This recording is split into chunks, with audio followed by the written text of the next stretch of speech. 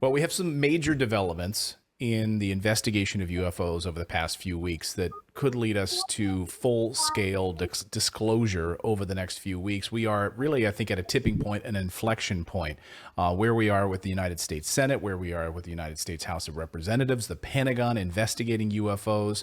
Will we actually see physical evidence that they will show us? We know they've got it. Will they actually finally reveal it to the American people and to the world? We've got a great guest on the show today. Christopher Sharp is the editor-in-chief over at Liberation Times, who's been doing some fantastic reporting on this subject for quite a while. I've been a big fan of his work, and we're thrilled to have him here on the show to talk about all things UFOs and bring us up to speed on all of this. Christopher, welcome to the show. Oh, thank you for having me, Clayton. It's a true honor. I'm a huge fan of you as well. So, yeah, thank you so much. Well, my pleasure. I've been loving your work. I think you do a fantastic job really diving into the nuances and the details around a subject that is very, very tricky and fairly complicated. We've had a very interesting summer as we've been watching what's been unfolding with Ukraine and everything that's been happening with China. And maybe lost in the weeds has been one of perhaps the biggest stories of all time. I don't know that there is a bigger story in the universe than the fact that we could be moving closer to disclosure in the United States and maybe beyond. So I wanted to have you on to bring our audience up to speed on some of your reporting. And one of the most recent pieces that you did in Liberation Times is around the Senate's move on the Intelligence Committee and criticizing the Pentagon. So let's unpack this story a little bit and dive into some of the details. Where are we right now with the Senate moving forward with UFO investigation? So at the moment, we've got so firstly, what we've had years of briefings behind the scenes with committees such as the intelligence committees, the House and the Senate, and armed services committees. So, I mean, it's been a long time coming to what stage we're at the moment. But recently, we've had the draft, versions of the Intelligence Authorization Act and National Defense Authorization Act 2023, containing some really, really provocative kind of language in there, criticizing the Department of Defense for slow progress on investigating unidentified aerial phenomena, mostly in this is from behind the scenes. What I'm getting here is that this frustration that there's a lack of determination as to the origin of these craft that seem to kind of outmaneuver and defy the laws of physics, and that's one major concern. And can I drill in on that Pentagon piece? Because I think this is really interesting. Maybe people don't know, and maybe our audience doesn't know this, that, you know, you have Congress on the one hand, and correct me if I'm wrong, really working towards their own investigatory model, right? So they're going to be moving towards investigating these craft under their own sort of auspices. And then on the other side, you have the Pentagon that was sort of sticking its neck into all of this, saying, no, we got it. We're running the show. But now you have the Senate, which is actually kind of pissed that the Pentagon is not moving quickly enough on this. Am I right on that, or am I dumbing it down too much? That's correct, yes. So last year, what happened is that there was some draft legislation in the National Defense Authorization Act, which would create a UFO office, otherwise known as Unidentified Aerial Phenomena, and that was going to be really, really widespread in terms of its remit in investigating these unknown craft. But as that language was kind of being drafted, out of nowhere from the DoD comes this new office called, as they call it, AIMSOG, and that really, really pissed politicians off, from my understanding, just due to its timing, and also the scope wasn't as extensive as the Senate would like it to be, and also the fact that it would only investigate stuff in the airspace, whereas we know that these craft are known to be transmedium, hence why it's now called as unidentified aerospace undersea phenomena. But yeah, that's where it really starts. That's a big piece of it, right? The underwater craft. We certainly saw that with the USS Nimitz footage, right, where you see this craft hovering above the water and then suddenly disappears into the water. And when you have 70% of the earth covered in water, it only stands to reason that there should be more. And I would love to hear information from the Navy, submarine witness. You know, we always think about the aircraft. I've spoken to Marine Corps pilots. I've spoken to a number of pilots who talk about these craft having these UFOs trailing their jets, that they don't talk about them.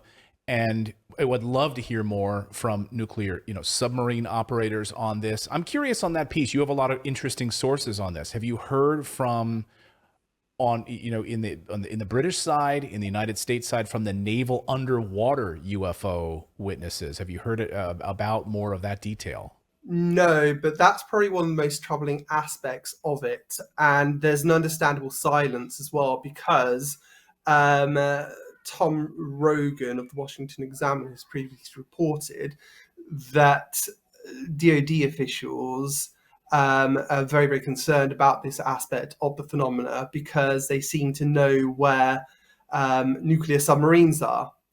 And it's also been reported as well, rumored, let's say, that the Chinese and the Russians have also captured craft, and there's a secret race behind the scenes to back engineer this technology. So if China could back engineer the capability to identify underwater nuclear assets, then that's really game over. That means that the Chinese or the Russians or anyone else could potentially launch a first strike against the United States with no repercussions, perhaps. This is, to me, the most important piece of this is the reverse engineering piece. Maybe not the most important, but one of the most interesting aspects. And it's also the people that were involved in these programs of reverse engineering. We've heard about their lives being destroyed when they've publicly spoken about this, right? Bob Lazar stands out as one of them. But others, of course, who on their deathbed or later in life finally talked about this or had their family write books about it, like in the case of Philip Corso, in the amazing book The Day After Roswell, talking about the reverse engineering of UFOs, witnessing alien bodies. A big piece of this in the Senate and the House really is going to be protection for these people who've worked on these secret projects. Can you talk a little bit about maybe some of the whistleblower protections that are involved in this? Yeah, so one of the major concerns was if people would come forwards, that they would have their clearances taken away. Even those who were retired from these kinds of like contractors and stuff, they get to keep their clearance, and that's still quite lucrative to them after their career. So there was a lot of kind of hesitation, let's say, about coming forward because of that potential repercussion. However, new language from the Intelligence Authorization Act would actually allow people to take action in terms of compensation over damages from retaliatory acts such as that, and it would also remove the cap, which currently stands at $300,000 to actually claim compensation. So that's a major deal, and it's from my understanding as well that some people have already come forwards in private to certain committees, and that's a really big deal. And apparently they provided verifiable information relating to illegal and secretive UAP programs. Which is unbelievable. And to think that members of Congress who, I've interviewed a number of these people over the years who seemed skeptical for a while. I think that skepticism has now disappeared for many of them. After coming out of these meetings, talking with these individuals in private, people that I've spoken to privately who've now come forward and have been privately then speaking, again, behind closed doors with members of Congress. What are you hearing about that? Because it seems like we're in the middle of something. Something has changed. I think a paradigm that has existed for hundreds, if not thousands of years is going to change. From my understanding of what I've been told, certain politicians have been privy to classified briefings, materials that have It's changed their way of thinking about life. It's changed their lives forever. This is why you're seeing like 31 pages out of like 130 of the Intelligence Authorization Act dedicated to this topic. It has rattled people, from the top of government, basically.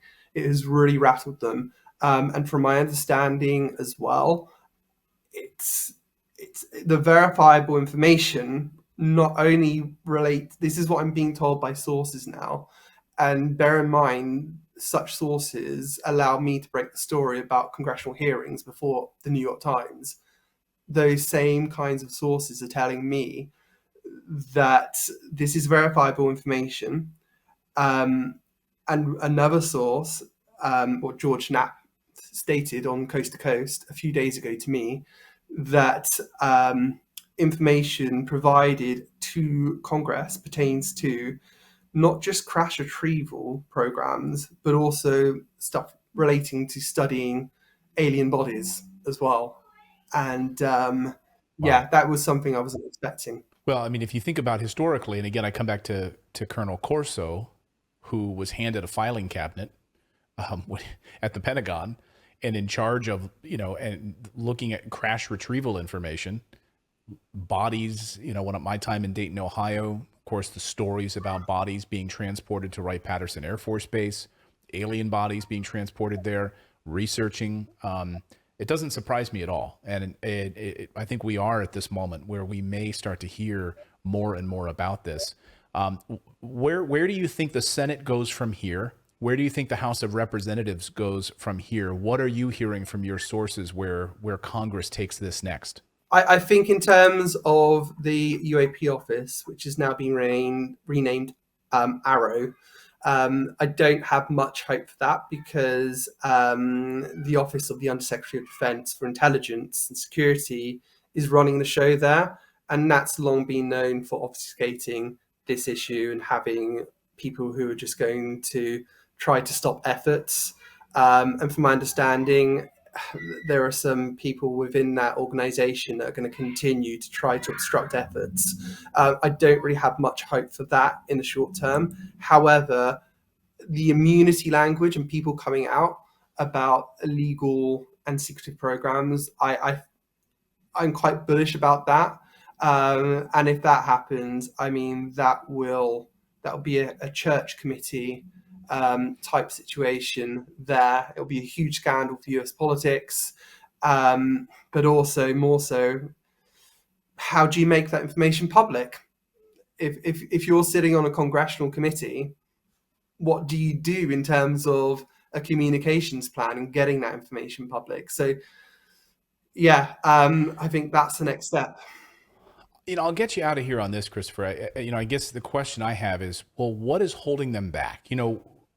I could understand the fear around this after Orson Welles launches War of the Worlds, the radio, everyone panics back in the 1930s. People think, oh my God, the world's ending because this is really happening, right? Oh my God. And we saw the panic ensuing, police phone calls off the hook around the world, around the country, right? Because there was mass panic. Is that still why we have this secrecy, this reluctance to fully come out and admit, yes, we have UFOs that are off-world vehicles. These are crashed vehicles we've recovered with alien bodies inside of them. This technology is far superior than anything that we hope to have for 1,000 years. Deal with it. Like, is it mass panic, do you believe, or is there something else? It's something else, I believe. I think it's their agenda and where we fit in all this as well. They haven't destroyed us. They can destroy us very easily. You just put an asteroid into our direction and we're gone. So that's not their intentions. So it seems like we might be needed for something. It seems that the phenomena is kind of indifferent to us in some ways, but also there also seems to be a need for human beings as well. So what is that? Are we being used by someone? If that information were to come out that we're kind of like a resource, right, or a research project, we are so primitive that they can't believe that we're still killing each other with wars. Like they're studying us. Like, wow, look how primitive this this world is. We're going to continue to look at this like a science project, like a petri dish, right? Absolutely, absolutely. And there have been rumors as well about abductions that are being taken more seriously now, especially by key committees within the Senate and House. So that sparks another conversation in terms of like, are these stories true? If so, are we being used for our DNA or something like that? And I mean, it really does make you question that. And also, this has been around for a long time as well. So it would literally change history and our understanding of history if this information were to come out. Well, I'm encouraged that finally members of Congress are taking it seriously. They're getting these private briefings and it's changing their life. And we're starting to see some big movement and a big push against the Pentagon on this. So I'm encouraged about that.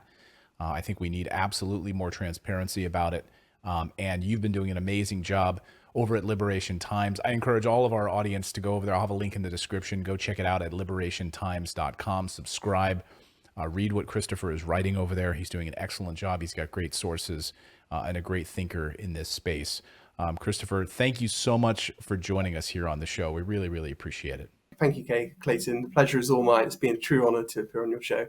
The honor's all ours. Thank you so much, Christopher. And thanks to all of you for subscribing.